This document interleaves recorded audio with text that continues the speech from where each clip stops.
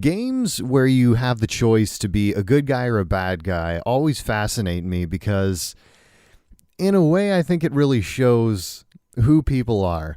And by that, I mean, okay, I'll backpedal a little bit, even though I just started. You'll have that conversation where you're sitting around with a group of friends, and maybe you're talking about the zombie apocalypse or something like that. And you throw a situation at them where it's like, okay, you're going to have to. Your friend's been bit and he's going to turn, but there's a chance you might be able to save him, but you're going to have to cut off his leg. Now, you're going to have to take care of him. He's not going to do too well. He's going to need a lot of attention, food, maybe some antibiotics because, I don't know, you cut off his leg with a rusty hacksaw. He might get some kind of infection from that beyond what he's already dealing with that zombie bite, and he may not even survive. He may turn anyway despite all that. What are you going to do? And most of the time, whoever you ask this question to says, I'm sorry, Frank, but I'm going to kill you. It's the kinder thing to do, and I don't want you turning into a zombie in the middle of the night when I'm sleeping and eat me. It's, a logical decision. And it's an easy thing to say in conversation. But what I like about RPGs is it throws that situation at you. And most of the time when I see that happen, even for myself, what you say you're going to do and what you actually do in the moment when that situation is presented are two totally different things.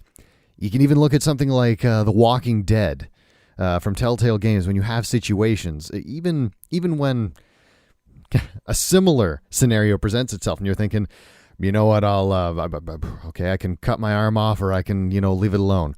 How many people cut their arm off thinking that might have saved things? I did it. It didn't help. If anything, it made the situation a lot worse because now I was missing a hand, weak from blood loss and shock, and, probably still suffering from an infection anyway. So it really didn't help. But there was that hope, that optimism that maybe if I do this, things will turn out for the better. And you flip a coin because you're thinking like, you know what, this could work out. It really, too, in games like Mass Effect or Dragon Age or even games like Fallout, where you can make a very selfless choice or an incredibly selfish choice. And at least with particularly with Fallout and Mass Effect, I will go into those games telling myself, okay, I'm going to be the most selfish, hard-assed, all for myself, borderline evil bastard that I can be. And every single time I fail. I always fail. I remember when I went into Mass Effect, the first Mass Effect, and I'd watched a friend play through a decent chunk of the game, and he'd been going full-on Paragon. He was holier than thou, white knight, do good for all no matter who you are, overly self-sacrificing. It made me sick. And I thought to myself, okay, you know what? I'm going to go the opposite way with this. I'm going to go full-on renegade because screw that white knight bullcrap. All it did was cost him resources and, as far as I'm concerned, make life a whole lot more difficult than it needed to be. And I did pretty good for a lot of things. A lot of situations were the kind that I would say, yeah, you know what? I'll do that, but you're going to have to pay me 3 times what you're offering. Or I can't remember the planet name, but Novaria, maybe? But there's one where you're going into a facility and they tell you to surrender your weapons. And I didn't even have a conversation. It was just immediately full Paragon option, like nobody takes away my gun. You want it? Pull it out of my cold, dead hands. And I got to keep my guns. I got my way, which more often than not, Paragon seemed to work quite well for me. But, and I can't remember a specific one, but inevitably I'd end up with a situation where it would tug at my heartstrings or I would just cave and do the nice thing. I don't know, pay someone's bail, help out a person in need, go out of my way and maybe take a few hits I didn't need to just to be the good guy. Particularly whenever it was somebody who was being picked on or if, there was a family involved, kids who were separated from their parents, that kind of scenario. I have a really tough time being an asshole. I try. I really, really try. But inevitably, I just end up defaulting to being the good guy. And it pisses me off when I go into a game with the intention of doing the exact opposite. And without even trying, I end up sliding back into the good guy role. Maybe more of like the super nice end of being an anti-hero, if that makes any sense. I've found the only way I can actually be an evil bastard is if I'm forced to. Like if you're playing a game like Grand Theft Auto 5, where you are a criminal from the outset, where the mission requires you to do bad shit. You don't have a choice. Those are the parameters of the game. You are confined to that role. But when you're given the choice and the option, and you got people who say like, oh, I'm going to be the evilest of the evil, I've realized it's not so simple as just, oh yeah, I'll make the evil choice. And, it's no different than like turning the page in a book. I think it's harder because you have to make a conscious, concerted, direct effort to be that kind of character.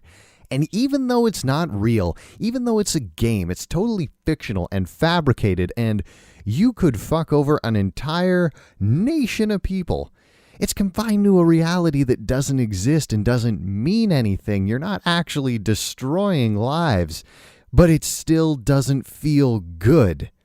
It makes you feel bad inside, and I think that's why. For myself, and I would say by and large for most people who play games like that, we naturally default to being the good guy, even when we try to be the villain, or at the very least, the asshole. Something will come up and we will default to being the good guy. Maybe it's been different for you. Personally, I've never been able to successfully be that guy. I can't do it. I'll keep on trying, and I know I'm just going to keep failing. I almost did it with Mass Effect 2. And where did it change for me? I'd say the exception, at least when it comes to the Mass Effect series, is that I can be a total renegade asshat to anybody I come across, except when it comes to my crew. It's almost like like Shepard's putting on a face, like outside of the ship he's just like, only thing I trust is my gun and money. You want my help? Go fuck yourself. But when it comes to the crew, it's just like, are you okay? Did you scratch yourself? Do you need a band-aid? Here's a pillow. Lie down. No. Take 2 days off. Rest up. I'll handle all of your tasks. You just get better. Turn into a total mama hen. Can't help it. What was the part in Mass Effect 2, though, where it changed? I remember now. Yeah, there was a part where you were going for Samara, the Justicar that joins your team, and she's going after a gang or something like that. And going through the building, you run into this young... Crap, I'm forgetting the name of the alien race. It's the same thing that she and Liara are. Damn it. Oh, this is bugging me. The blue people. There's a girl in there who joined the gang, and she says, like, look, I didn't know what they were all about. I just want to go home. And I let her go. I chose like the sort of renegade wrist slap of, if I catch you jaywalking again, you're a dead man. And she's like, okay, and runs away. And then in the next room, and I totally slipped my mind because this is mentioned by, I think it's the detective, as to how this gang operates. And the way it is they get their colors, their suit of armor, and are inducted into the gang only after they've killed somebody. They have to commit cold-blooded murder. And in the very next room, she was wearing one of these suits, by the way, and it didn't click for me because I don't know. She was like, all like, oh, I'm just an innocent little girl. And I'm like, oh, well, I guess you are. I mean, you're playing the role. She fooled me. And in the very next room, there's her diary talking about how she just killed her first person, how happy she is, and how glad she is to be a member of the gang. And it did 2 things. 1, lowered my guard and I let her go. 2, really, really sort of like broke my faith in trusting people who needed help for the rest of that game. I was super suspicious. And 3, it made me mad, really mad. Like I was looking high and low in that game, hoping they were giving me a chance to get back at her because I was just super pissed off that someone had gotten one over me and gotten away with it. And I don't remember if there's a way to get back at her in 3. I can't recall, but for the rest of Mass Effect 2, my playthrough was colored with this memory of one person who had lied to me, fooled me, and gotten away with it, and even just thinking about it's making me upset. I did end up helping a lot of other people, but it was like I was like cross-checking them. I was handing their information over to a private investigator. I was running them through the criminal database. I was checking fingerprints. I was seeing if they owed money on their credit cards, if they'd ever, failed to pay back a bank loan, if they still had a mortgage. I was going the whole 9 yards. Nothing like this was ever happening again. And it did. But that's a story for another time. Anyway, again, I'd be really curious to see how you guys feel on this subject. If you find it very easy to be the villain, in which case that is an entire discussion right there that we should have. And if you feel the same way, that it's very hard to be the bad guy and that you find you naturally default to being a generally good person, whatever the case may be, I'd be interested to hear your side of the story. And once again, if you like the video, feel free to share it around, see what other people think. And until next time, my name's Rye. You guys take care of yourselves.